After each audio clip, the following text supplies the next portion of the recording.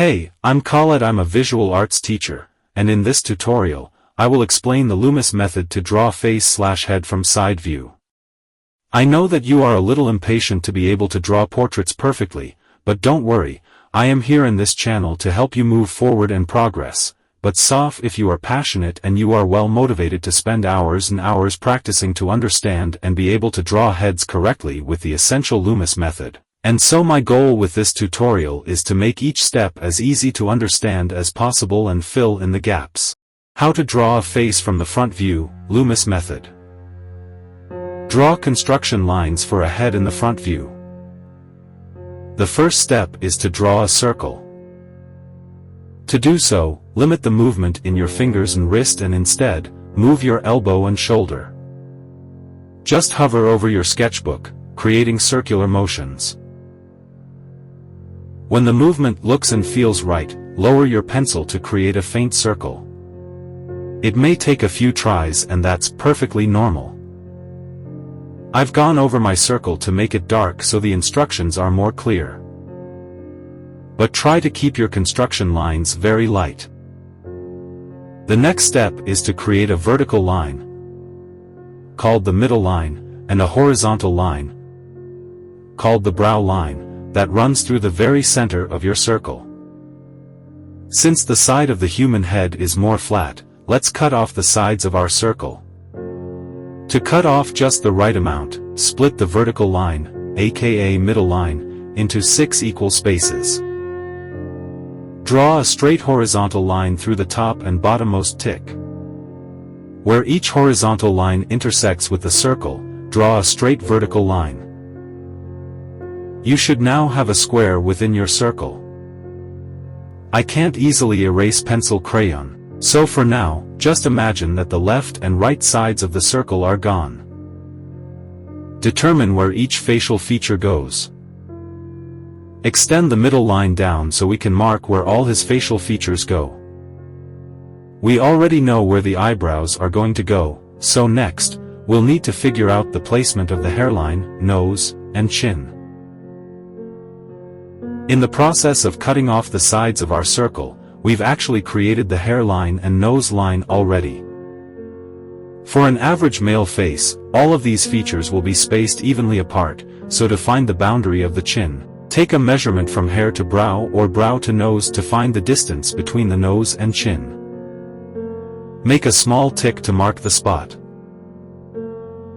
Now we have 4 horizontal feature lines that are spaced evenly apart. To complete our head shape, we'll need to draw the jawline. Extend the sides of the head down a little and then taper your pencil stroke in toward the chin. You can adjust the chin width based on your preference. For older males, I like to make the chin very wide with sharper angles.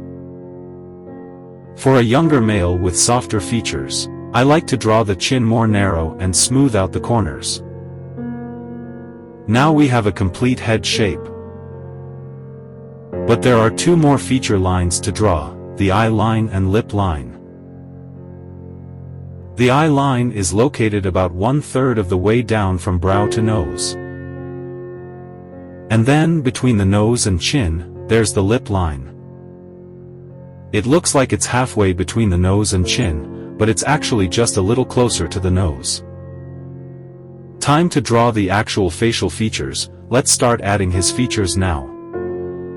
Now that we've constructed the head shape and know where each facial feature should go, let's use these as guidelines to draw our details on top. Draw his ears along the side of the head, positioned between the brow and nose.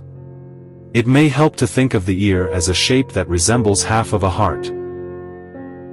Introducing the skull and planar head.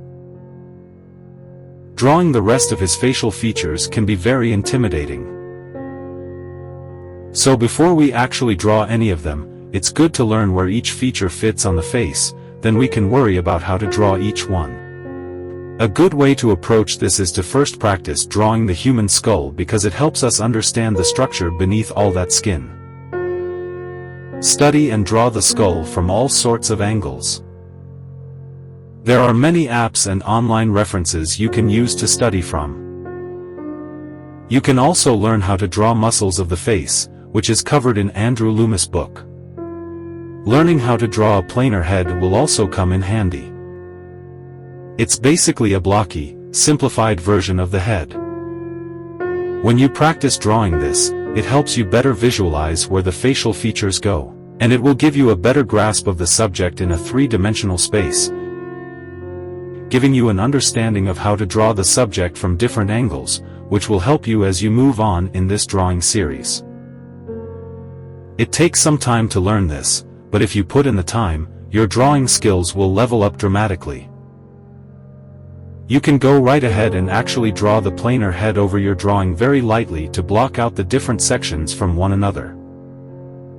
There are many ways to draw a planar head, as you can tell from a quick Google search. The Loomis one is a little different from what I'm doing now.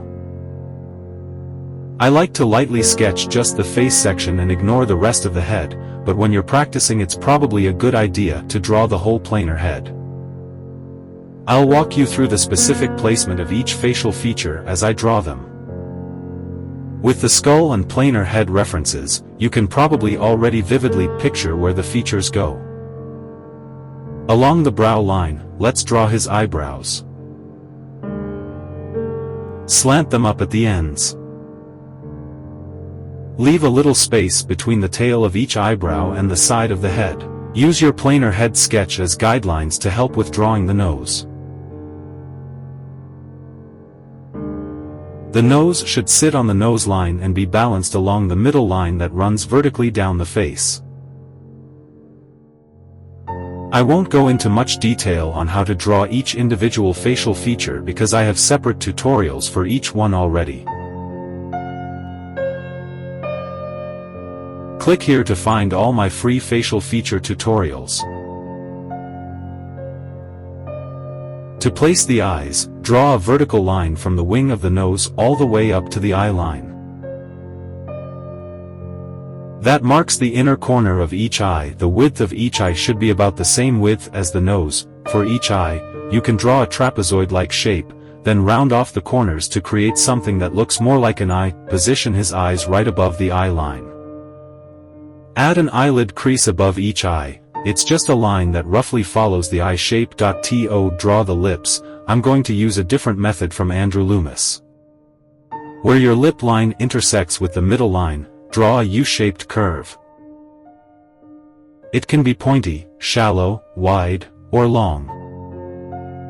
To either side, draw the corners of the mouth using small ticks, then connect the dots creating a wavy line in the shape of your choice. Draw the outline for his top lip, creating an M-like shape. The bottom lip is like a very wide and shallow U shape. How wide should the mouth be? It's up to you, but I like to draw it a little wider than the nose. If you want to really define his cheeks but don't know where to start, it helps to visualize his skull. Also, knowing where the cheekbones end will help you understand which areas you can hollow out. For his jaw, use your construction lines as a rough guide, softening the harsh angles. I'm giving him a dimpled chin. For his neck, draw it as thick as you'd like. That I'm using red here so you can clearly see what I've added since the last step. Let's draw the outline for the top and sides of his head. Round off the sharp corners and make the sides of his head come out a little more than the blue construction lines. How to draw hair in the front view. To draw his hair, you can use the hairline as a reference point, which will give him a medium-sized forehead. Draw above or below the hairline to give him a larger or smaller forehead. Where the hairline intersects with the vertical middle line, I've drawn a dip to give him what's called a cowlick. The boundary of his hair along the two sides of his forehead angle in slightly toward his eyebrows and then out toward each ear. You can leave it like this so he has a buzz cut, head pictured on the left, or give his hair some length and volume, head pictured on the right. To do that, first select where you want his hair parting line to be, where he parts his hair. The parting line is the transition point between where his hair sweeps left and right. Start drawing his hair from that point and give him any hairstyle you want. To give his hair more volume, draw it further away from his head. Once you're happy with how your drawing looks, erase the faint construction lines, and that completes our head drawn from the front view. We're going to use the exact same method to draw the last 3 heads in part 2 to 4 of this series, so you're going to see the same patterns come up over and over again, but from different angles. I hope you enjoyed this drawing tutorial. If your drawing didn't turn out the way you wanted the first time, don't give up.